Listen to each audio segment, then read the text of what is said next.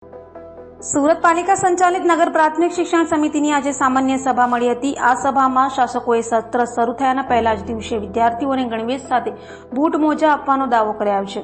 આ ઉપરાંત ભારતીય સેનાએ આતંકીઓના અડ્ડા પર ત્રાટકીને સફાયો કર્યો તે માટે વડાપ્રધાન અને ભારતીય સેનાને અભિનંદન આપતો ઠરાવ પણ પસાર કરાયો હતો। જો કે શિક્ષણ સમિતિની સામાન્ય સભામાં વિપક્ષની સતત બીજી વખત ગેરહાજર જોવા મળ્યા હતા।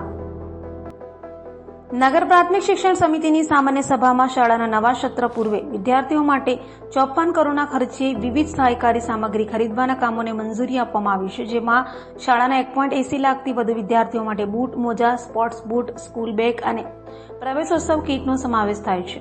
આગામી સત્રમાં વિદ્યાર્થીઓને સ્ટેશનરી કીટ, બૂટ, મોજા, સ્પોર્ટ્સ બૂટ અને પ્રવેશોત્સવ માટે કીટ, સ્કૂલ બેગ 53.27 કરોડના ખર્ચે ખરીદી કરી તે દરખાસ્ત રજૂ કરવામાં આવી હતી, જેમાં વિનોદ ગજેરા, જસોધર દેસાઈ અને રાકેશ વિકડિયાએ પોતાનો મત રજૂ કર્યો હતો। તેઓએ કહ્યું હતું કે પહેલીવાર શાળા સત્ર શરૂ થયાના પહેલા દિવસે વિદ્યાર્થીઓને આ વસ્તુઓનું વિતરણ શરૂ કરી દેવામાં આવશે।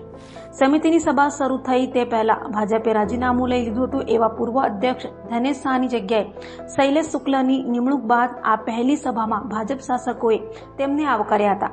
આમ આદમી પાર્ટીના નગર પ્રાથમિક શિક્ષણ સમિતિના સભ્ય રાકેશ હિરપરા શિક્ષણ બાબતે ખૂબ વાતો કરતા હોય છે અને શાસકોને આડે હાથ પણ લેતા હોય છે, પરંતુ આશ્ચર્યજનક રીતે નવું સત્ર શરૂ થવાનું છે ત્યારે અગત્યના નિર્ણય સામાન્ય સભામાં લેવામાં આવતા હોય છે અને મુદ્દાઓ ઉપર વિસ્તૃત ચર્ચા પણ કરવામાં આવતી હોય છે। જો કે રાકેશ હિરપરાને અત્યારે નગર પ્રાથમિક શિક્ષણ સમિતિમાં ભણતા વિદ્યાર્થીઓના હિત કરતા વધુ પોતાની પાર્ટીના ઉમેદવાર ગોપાલ ઇટાલિયાને વિસાવદર ખાતેની પેટા ચૂંટણીમાં જીતાડવાની ચિંતા વધારે હોય તે રીતે સામાન્ય સભામાં ગેરહાજર રહ્યા છે।